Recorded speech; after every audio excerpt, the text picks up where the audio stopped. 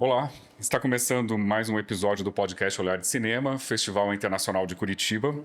Nós estamos aqui gravando direto do Museu Oscar Niemeyer, onde foi montada a sede do festival desse ano. Meu nome é Irineu Neto, eu apresento o podcast junto com a nossa anfitriã, a Lorraine Mendes. Oi, Lorraine. Olá, gente, vamos para mais um. No episódio de hoje, a gente conversa com Ramiro Azevedo, diretor de canais da Box Brasil, um canal de TV por assinatura focado em séries e filmes brasileiros. O Ramiro, ele trabalha com a Box Brasil há mais de 6 anos e também é cofundador e diretor do festival Cine Esquema Novo, que acontece em Porto Alegre. A última edição do festival foi em fevereiro deste ano. Ramiro, obrigado pela presença e obrigado por aceitar o convite para bater um papo com a gente aqui. Bom dia, Lorraine. Obrigado. Estou adorando a minha estada aqui em Curitiba. Curta, mas já está sendo intensa. E bora lá, vamos bater um papo, a gente fala um pouquinho mais. Com certeza, bastante coisa para a gente conversar. Então, a gente podia começar, de repente, você falando um pouco sobre como é o teu trabalho dentro da Box Brasil. Maravilha. Bom, eu estou na Box Brasil, na verdade, desde 2012. A Box é uma programadora de canais de TV. Ela nasceu ali em 2011. A sede foi, em 2011 como CNPJ em 2010, mas eu fui chamado pelo Cícero Aragon, que é o presidente, CEO da empresa e criador, ali em 2012, quando foi regulamentada a Lei 12.485, a Lei do SEAC, que é a lei que regulamentou a televisão por assinatura do Brasil. Uhum. Veja bem, só em 2012, sendo que a TV por assinatura do Brasil existe desde 94, 93. Então, nessa época foi quando a lei institucionalizou algumas questões, dentre elas a obrigatoriedade das operadoras de TV por assinatura de incluírem no seu line-up de canais brasileiros e canais brasileiros independentes, que é o perfil da Box Brasil. Então, a Box nasceu com 4 canais já, sendo uma programadora independente multicanal, que é uma estratégia bastante, diria, ousada, já de largada, sair com 4 canais. Então, a gente tem, quando foi lançado, é o Prime Box Brasil, que é um dos canais que eu sou responsável, que é assim, um canal de filmes, séries, curtas, documentários, ficção, se trabalha bastante no canal, animações para um público adulto. A gente tem também o Fashion TV, que eu sou responsável também, que é um canal que é uma marca internacional que a gente tem os direitos de operar aqui no Brasil. Antes da Box Brasil, ela é operada pela Turner, e depois a gente adquiriu esses direitos.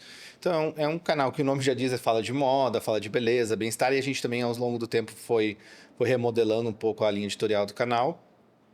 Tem o Music Box Brasil, que é um canal dedicado à música brasileira em todos os seus mais diferentes gêneros. Tem obras documentais, shows, videoclipes, programas de entrevistas.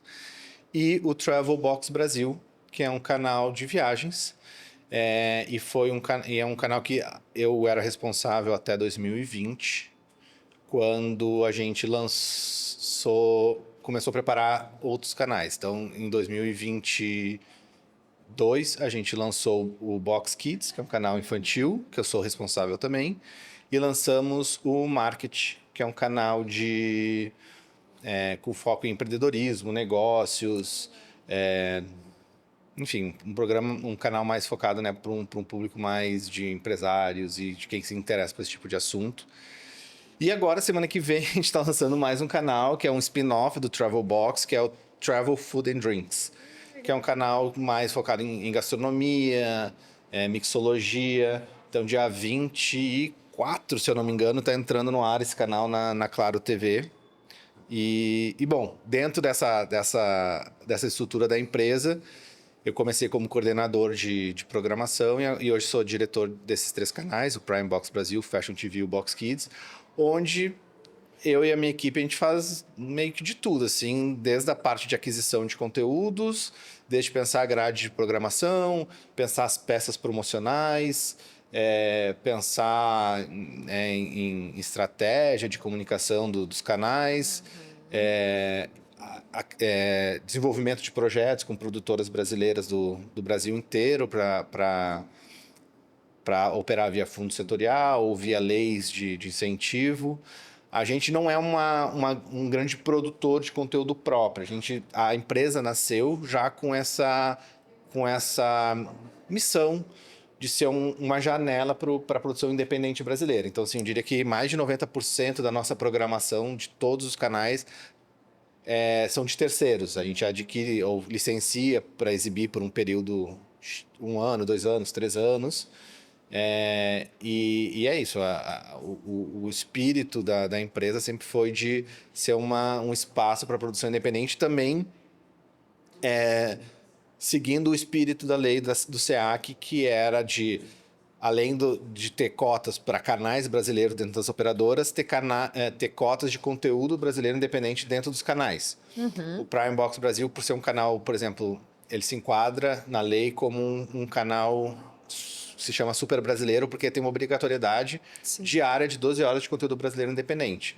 Os outros canais que não são super brasileiros são 3 horas e meia por dia de conteúdo brasileiro independente. Então, só aí a gente tem um monte de horas de conteúdo brasileiro independente para preencher todos os dias a programação desses canais todos, assim. Eu queria pegar um gancho, né, até com uma provocação hoje, em relação a essas cotas de conteúdo brasileiro. Nós estamos produzindo conteúdo brasileiro muito ainda para preencher cota, ou o brasileiro está consumindo conteúdo brasileiro, e como que você vê essa curva, né, nesse tempo que você acompanha a programação de canal e essa movimentação de mercado? Assim, eu acho que é uma questão de formação de público, e eu acho que a lei surgiu justamente para fazer esse papel, né, de criar o hábito. A gente tinha, como eu disse, até 2012 não tinha uma regulamentação no setor de TV por assinatura no Brasil. É recente, né? Relativamente. E nisso, acho que a própria Ancine já divulgou isso. Por exemplo, os canais internacionais, vamos pegar acho que pode ser um grande termômetro para responder essa tua pergunta. Os canais internacionais, eles tinham uma obrigatoriedade de exibir 3 horas e meia, se eu não me engano, de conteúdo brasileiro independente por semana, pela lei. E logo que a lei foi implantada, era 1/3 disso, no ano seguinte eram 2/3, e no terceiro ano era 100% dessa cota que tinha que ser preenchida. E com o passar do tempo, os próprios canais internacionais estão extrapolando essa cota por escolha própria, vendo que o público brasileiro gosta de se ver, começaram a produzir também mais em parceria, né? O que torna um conteúdo independente é o fato da propriedade intelectual desse conteúdo, pelo menos 51% dessa propriedade ser de uma empresa brasileira independente.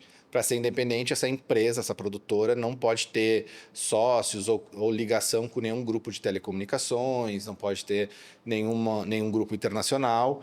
Então, realmente, é pegar produtoras e em alguns casos, fazer coproduções, em que a maioria dos direitos fiquem com a produtora, e os canais internacionais viram que isso estava dando certo, tinha audiência para isso. Eu acho que cada canal tem a sua linha editorial, então para alguns canais é um pouco mais fácil, para outros é mais difícil de achar esse conteúdo, mas é o espírito justamente da lei, de fomentar essa produção, qualificar a produção nacional, tanto em formação quanto troca de experiências com grandes empresas mundiais que já têm um know-how de produção, né, e de anos e anos, décadas. Então, acho que a lei cumpriu o seu papel nesse sentido de fomentar essa produção, tanto que, se pegar um histórico, que também a Ancine divulga, né, de número de CPBs emitidos ao longo dos anos, número de empresas CNPJs, né, que se cadastraram na Ancine ao longo de 2012 para cá, teve um pico, depois deu uma caída, mas se estabilizou num patamar ainda bem acima do que era antes. Então, acho que nesse sentido, do lado do ponto de vista da produção, acho que isso tá bem consolidado, e acho que do ponto de vista do público também, assim, aos poucos, né, é um trabalho de longo prazo essa questão da formação, E acho que, justamente, acho que esse ano, 2024, 2025, a gente está vendo aí resultados tanto no cinema, na questão de premiação, mas também na questão de bilheteria, Legal. que comprovam que o brasileiro está mais simpático aos conteúdos produzidos aqui no país. Só para ter uma ideia do público, desse público brasileiro que a gente está conversando, sobre o qual a gente está conversando, que está mais interessado em produções brasileiras, qual foi, no último ano, talvez, o programa mais assistido da Box Brasil, do Prime? Difícil ter essa mensuração, porque assim, o que acontece? A gente não tem hoje uma aferição do Ibope em todos os nossos canais, né? O Ibope, que é a ferramenta hoje principal de aferição de audiência e que também tem sido, a metodologia tem sido questionada desde que os streamings entraram aí, né, com uma forma muito mais precisa de aferição, né? Não só de quantas pessoas assistiram, mas quanto tempo assistiu, até que minuto do conteúdo assistiu. Mas, voltando à tua pergunta, assim, hoje a gente tem o Ibope, a gente tem uma conta do Ibope, onde a gente fica 6 meses em cada canal, assim, principalmente no Travel Box Brasil, que é o nosso canal que hoje tem uma maior procura do mercado publicitário. Então, assim, para fechar campanhas de marcas, com agências, a questão do Ibope é fundamental. Então, como o Travel Box Brasil é o canal mais procurado, é o canal que hoje ele tá com essa aferição do Ibope. E ali são conteúdos mais... Como eu já não estou à frente do canal faz alguns anos, eu não estou tão por dentro da programação, mas eu sei que assim, a gente tem estreado pelo menos a cada 2 meses uma série nova no canal, e mostra o turismo, né? O lema do Travel Box Brasil é o mundo pelo olhar dos brasileiros. Então são brasileiros viajando pelo Brasil e pelo mundo, mostrando que não é uma viagem para os Lençóis Maranhenses, não é algo impossível de se fazer, dá para se fazer de várias formas, né? Isso, seja uma mochila nas costas, ou em família, ou em grupos. Então, é um canal que acho que até por isso ele conecta, ele desperta esse interesse do mercado publicitário, porque ele conecta de uma forma assim de mostrar para o público que gosta de viajar, que eu acho que a grande maioria das pessoas gosta. Então, acho que essa é um canal que tem estreado conteúdos e tem dado um retorno de audiência bem significativo. Mas isso, então, significa que vocês têm um espaço grande para documentários, né? Documentários... Sim. Tem programa... Assim, todos os canais, basicamente, exibem conteúdos documentais, né? Pega Fashion TV, a gente tem séries documentais sobre produção de moda no Brasil, sobre estilistas brasileiros, sobre marcas brasileiras, muito voltado para o público feminino.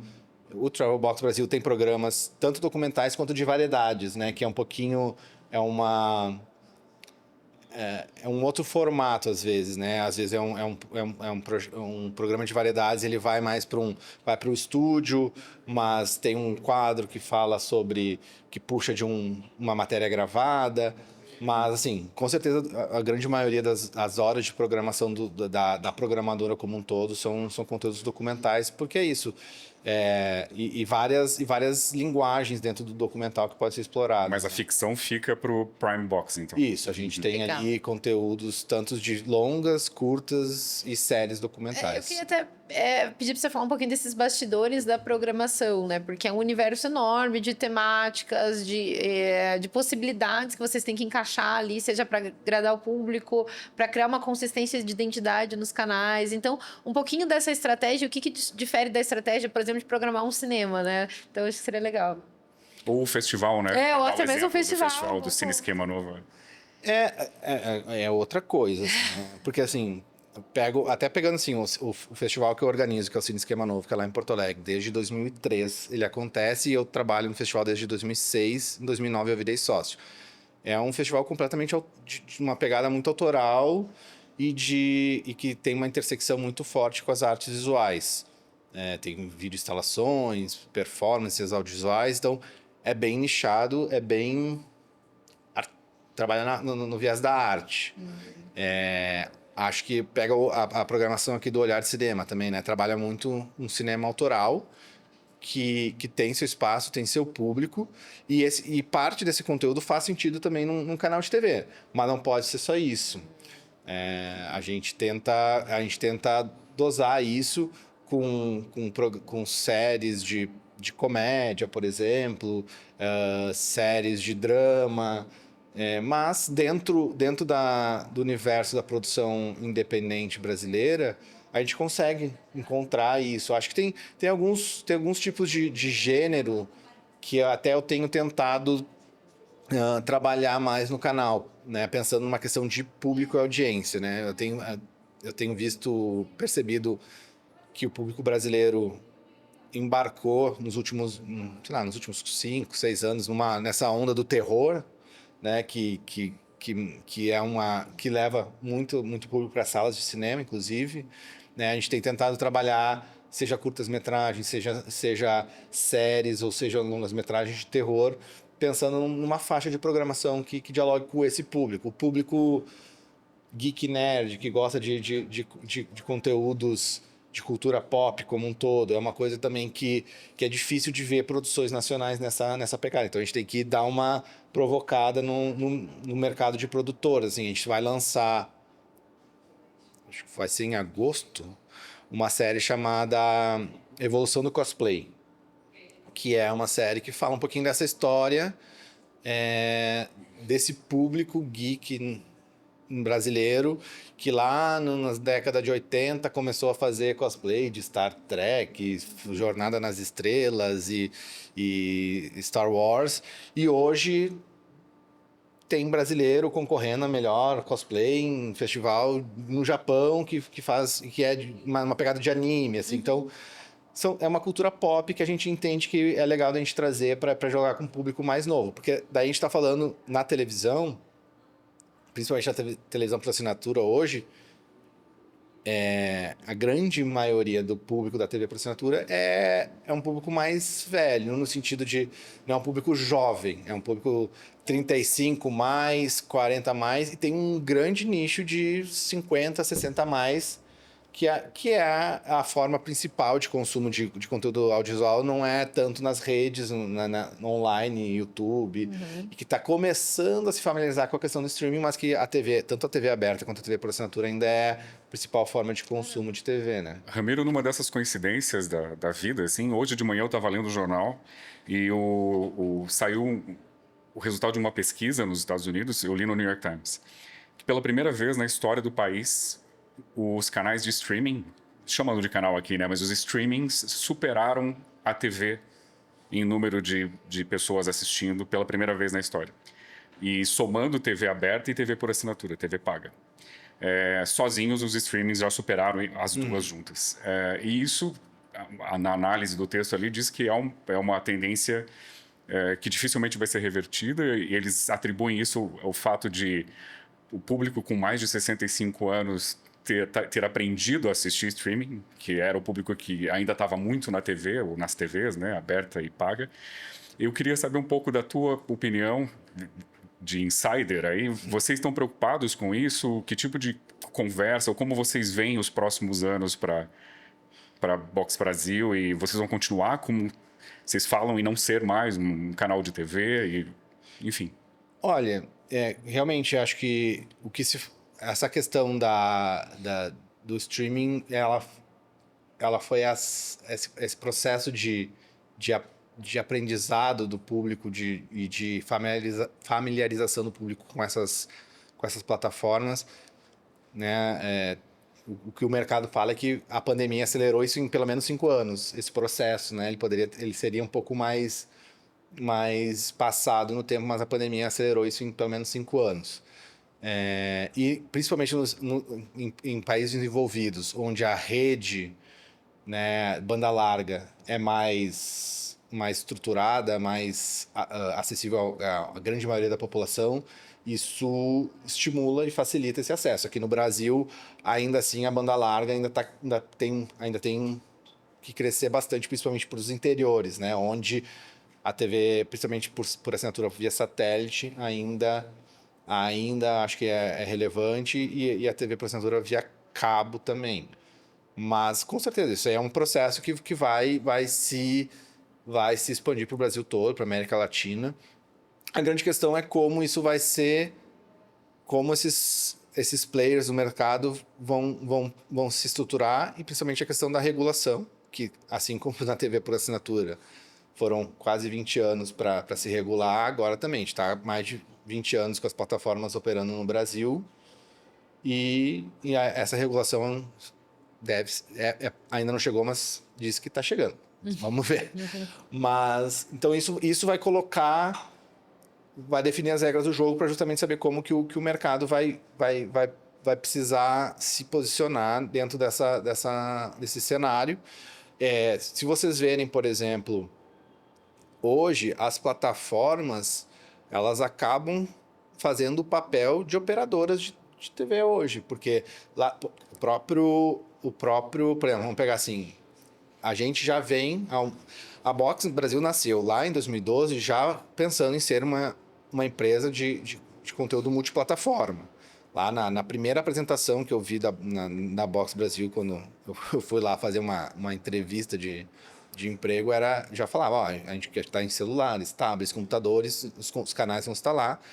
Mas, obviamente, o custo de implementação disso para uma empresa que estava nascendo do zero era muito ainda inatingível, e demorou bastante tempo para a gente dar esse passo.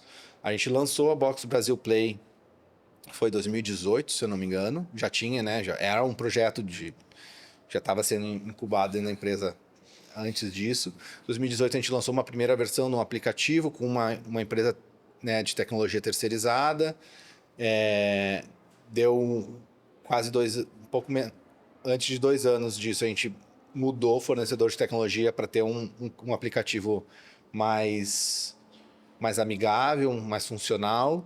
E com o tempo a gente foi vendo que o investimento em marketing para tu converter assinantes é enorme, principalmente quando tu tem um universo de outros players que vem de uma realidade de capacidade de investimento que as pessoas não fazem ideia, né? As big techs, Google, Amazon, Apple, as plataformas de streaming são um acessório dentro da estrutura da empresa como um todo. Então, é muito difícil competir. Então, mais recentemente, a gente resolveu abandonar essa estratégia de ter o nosso próprio aplicativo e justamente ir para dentro das plataformas dessas grandes empresas. Então, hoje, a Box Brasil Play ela pode ser assinada dentro da Amazon Prime Video, onde lá dentro, se tu for procurar, tem canais. Tu pode assinar dentro da Amazon Prime Video a Box Brasil Play, pode assinar a Globoplay, pode assinar a Disney. Não posso estar misturando, mas as próprias empresas estão se trocando conteúdos e a forma de assinar. Então, eles viraram grandes operadoras hoje. A própria Claro, a Claro TV+, hoje, lá dentro pode ser assinado vários tipos de outras plataformas lá dentro. Então, só que a Claro TV+, ela chega na casa das pessoas, na minha casa, inclusive, ela chega via cabo de rede de internet. Só esse fato, e lá dentro tem um boxinho, eu recebi um box na minha casa, troquei o receptor antigo da Claro que eu tinha pelo receptor da Claro TV+. Em vez de ser aquele cabo coaxial, é um cabo de rede.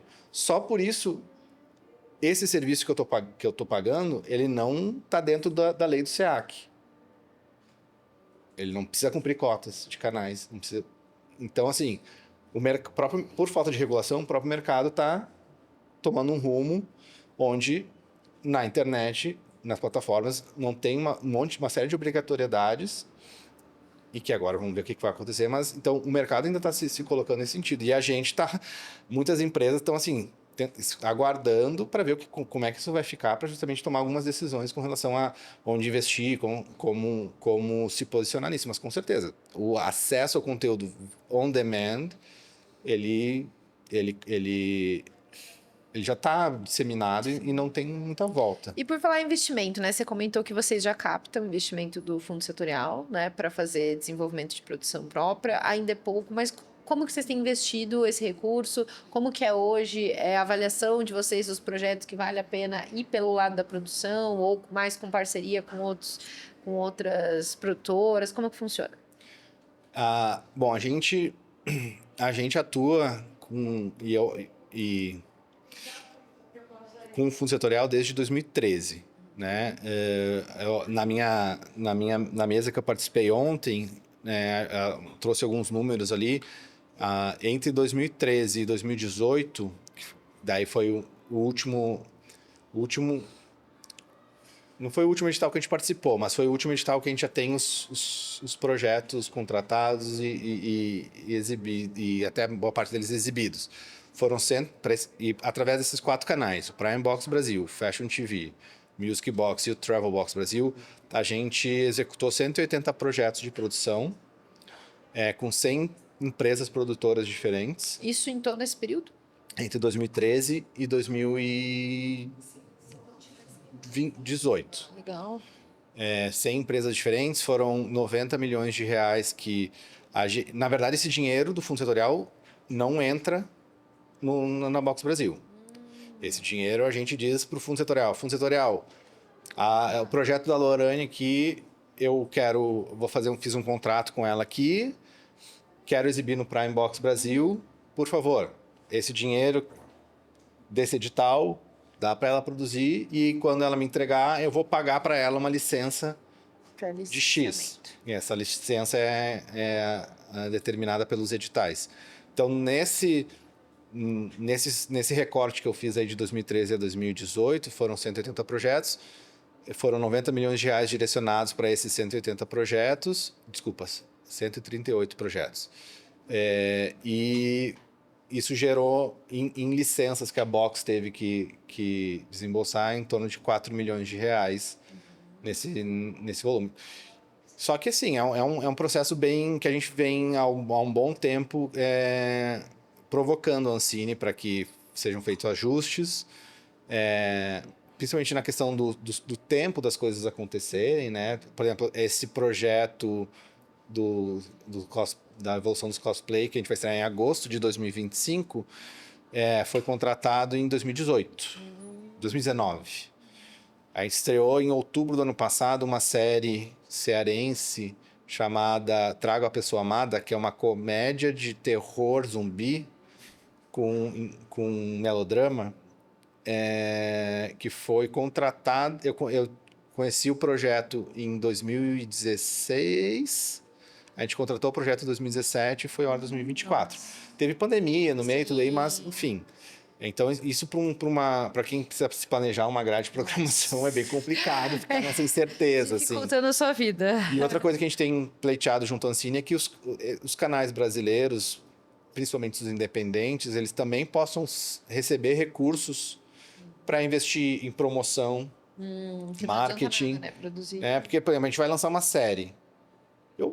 A gente divulga, faz peças promocionais, põe nas redes sociais, eu divulgo dentro de todos os canais da empresa, eu divulgo que essa série vai estrear, mas eu não tu desse, por exemplo, um grande exemplo que eu sempre pego para mim, assim, um dia eu desci no aeroporto em Congonhas, tava o terminal inteiro adesivado com Stranger Things, lançamento do Stranger Things. Daí tu saía na rua, tinha um ônibus todo adesivado. Então, assim, a guerra por atenção, além das plataformas, tem as redes sociais, que né, as pessoas cada vez mais passam horas e horas lá dentro. Então, a gente já solicitou para a Ancine que os canais também precisam ter um recurso para investir em marketing, para investir em infraestrutura, para conseguir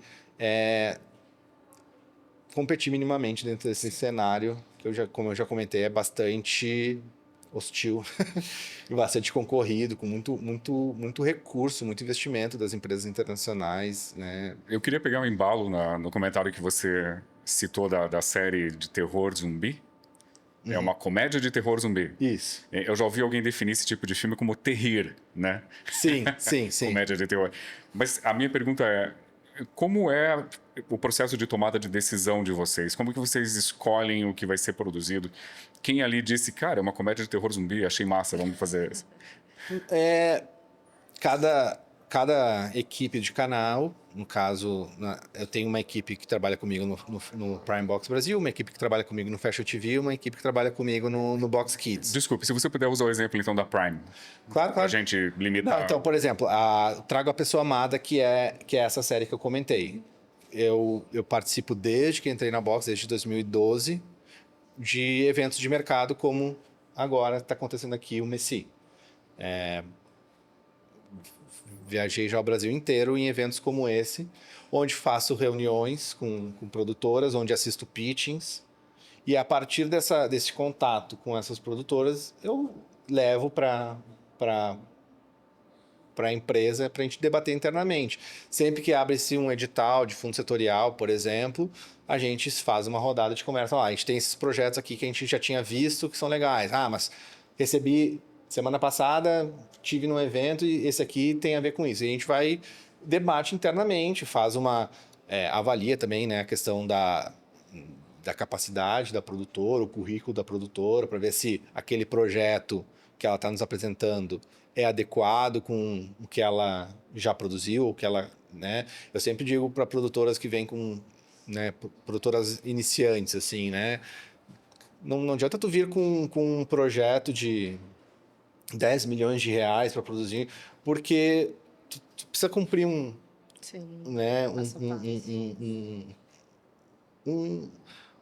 crescimento, né? Uma construção de reputação dentro do mercado, de que tu consegue entregar uma série, consegue gerir esses recursos, né? E a gente foi... Desde o início, a gente deu chance para muita produtora assim, iniciante. Legal. A gente fez, óbvio, e daí é uma questão de gestão de risco. Projetos pequenos, mas deu oportunidade para produtoras que tinham, né, ali, quando a gente fez a primeira linha lá em 2013, produtoras que tinham um CNPJ há, sei lá, um ano, mas que pessoas que já trabalhavam no mercado e que, por conta da lei, vou abrir uma produtora para começar. Mas, assim, a gente abriu espaço, projetos de uma série documental lá em 2002, de, sei lá, 300 mil reais para produzir uma série, por exemplo, de entrevistas com diretores ou uma série de entrevistas com roteiristas. A gente tenta dimensionar o tamanho do projeto com aquela capacidade da produtora de dizer, tu vai ter que te associar com uma produtora maior para fazer isso, para botar de pé esse projeto que tu tem aqui. Eu também fui aprendendo muito dentro desses anos, assim, de como avaliar um roteiro, de como avaliar um plano de negócios, um orçamento de uma série. E pegando o exemplo do Trago a Pessoa Amada, vocês conseguem medir também o desempenho dessa série? Por exemplo, vocês apostaram nela, ela foi produzida, vocês exibiram, e aí como vocês medem o sucesso dela? Então, hoje o que a gente tem, como a gente tem trabalhado, é através de pesquisas internas, assim. A gente, através das redes sociais, a gente acessa algumas pessoas, a gente sabe muito bem que nem sempre o público que segue o Prime Box Brasil no Instagram é o mesmo que assiste o canal. A gente sabe que tem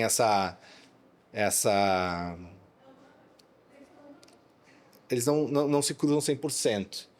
Mas a gente entra em contato com espectadores dos canais para ter. Como eu disse, essa é uma outra questão que a gente também já vem cobrando da Ancine em um sentido, tipo... A Ancine deveria dar um recurso para que os canais contratassem um Ibope, pudessem investir nesse... que é um custo caro, gente. Para justamente a própria Ancine poder fazer uma avaliação da sua política pública. Os canais brasileiros estão conseguindo comunicar, então a gente navega um pouco, sendo bem sincero, a gente navega um pouco no escuro através de feedbacks ou de retornos que a gente vai atrás do público para saber como eles têm recebido essa programação. Existe um perfil de público que vocês tenham acesso, assim? Eu pergunto porque a Box Brasil, ela é ela produz ela é dona de canais alternativos, né? Assim, Sim. se você comparar com os Globo ou outros canais maiores do país. Vocês têm um perfil do público que acompanha vocês ou que está interessado no conteúdo de A vocês? gente tem um perfil que a gente partiu de um desenho a partir de um posicionamento de marca dos canais e um público almejado. E a partir dessa definição, a gente foi, com base nesses feedbacks que a gente tem...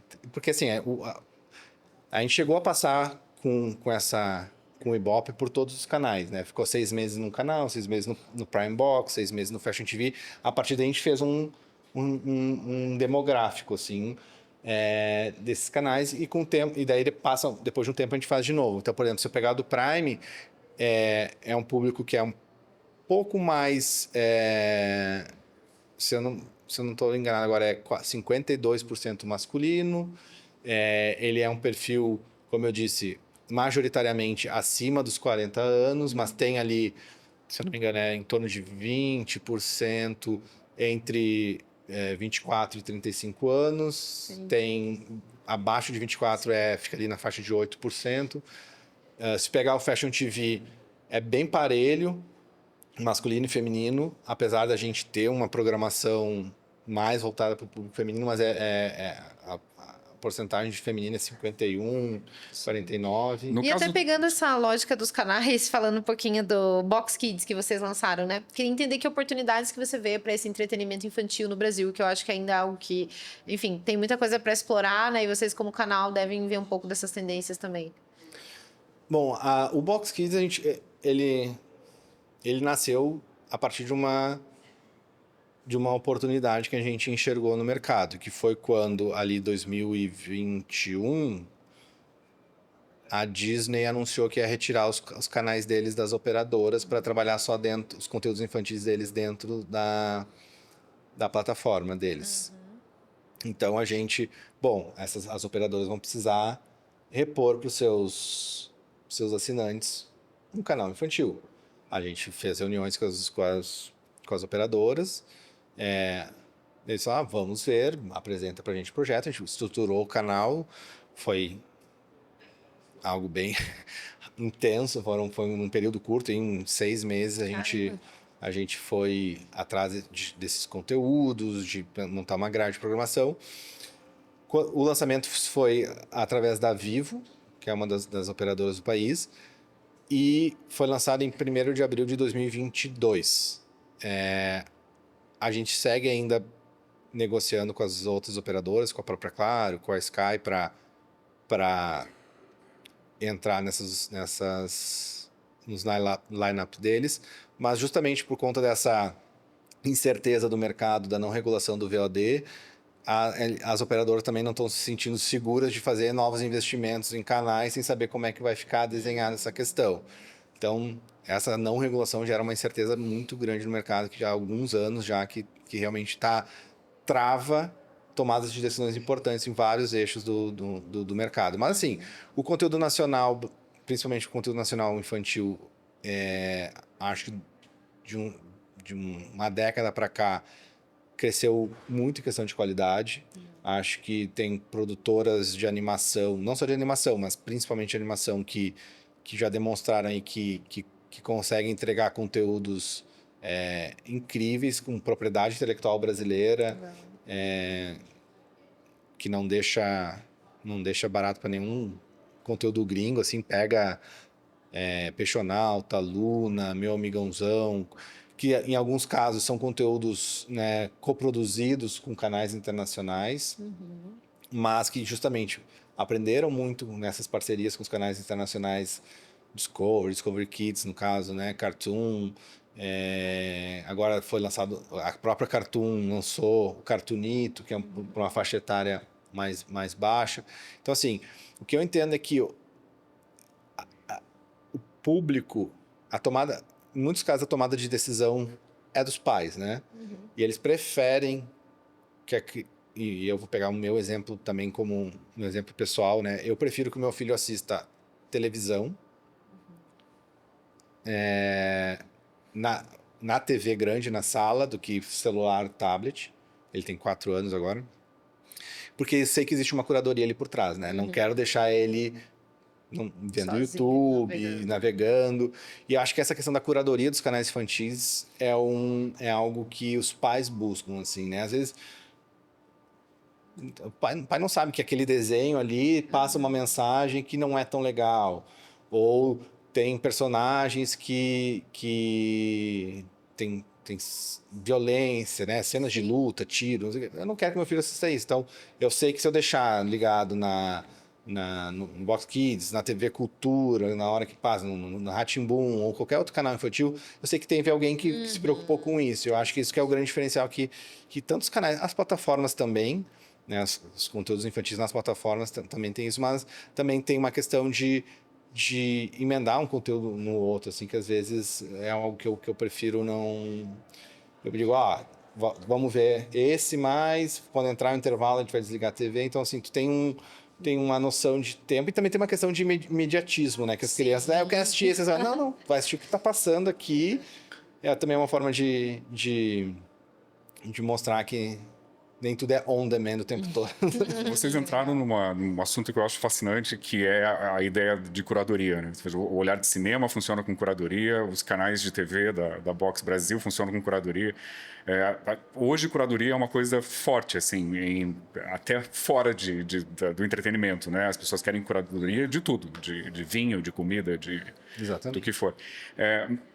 Você acha que a curadoria feita por pessoas ainda talvez seja uma resposta para esse futuro de algoritmos e streaming e automatizações? Você acha que a curadoria humana vai resistir, vai se impor de alguma forma? É difícil apostar, mas assim, eu acho que é um diferencial. Eu acho que acho que o que hoje, por exemplo, mantém um público ainda adepto e consumidor de TV linear, né, seja TV aberta, seja TV por assinatura, seja agora os canais Fast, né, que é outro segmento que está aí, né, buscando seu espaço. O que é um canal Fast? Canal Fast é um canal linear, ou seja, o conteúdo não está disponível on demand, que ele é, vamos chamar assim, uma versão light de um canal por assinatura, por exemplo. E eles estão disponíveis dentro de plataformas como a Samsung Plus, como a Roku, como os fabricantes de TV, eles têm seu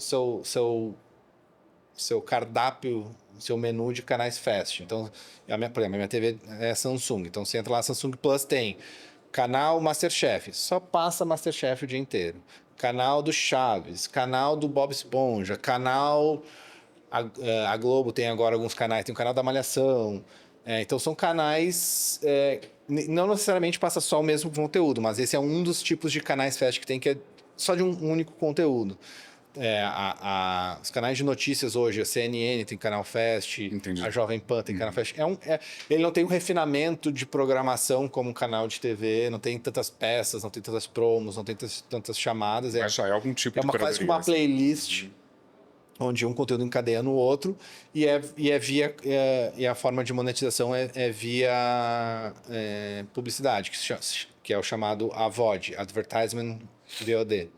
Então, que também é um segmento que ainda está se estruturando no Brasil, nos Estados Unidos já está mais avançado, onde a questão da mídia programática, né, de saber qual anúncio vai para cada televisor de cada pessoa. A Samsung é a grande, pelo que eu tenho acompanhado, a grande líder nesse segmento, que consegue oferecer para uma agência. Tu quer falar com pessoas que moram em Porto Alegre, então o mesmo canal Fast que tu assiste na tua casa, o comercial que vai ali no meio não vai ser o mesmo que vai ver para minha casa pelo teu perfil de consumo. Então, assim, é um mercado que está em evolução. Mas, voltando na questão da curadoria, eu acho que hoje muita gente acaba ficando... Pessoas preferem sentar na TV e receber algo que foi pensado para elas do que ter que ficar ali...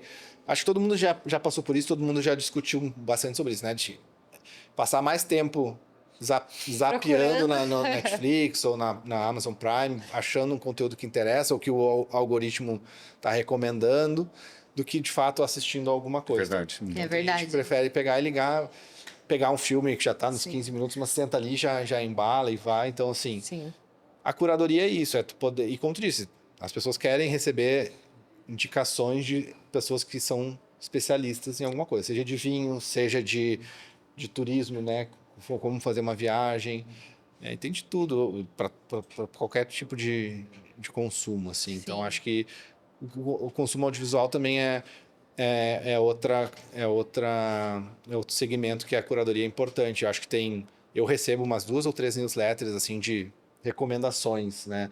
Assista isso.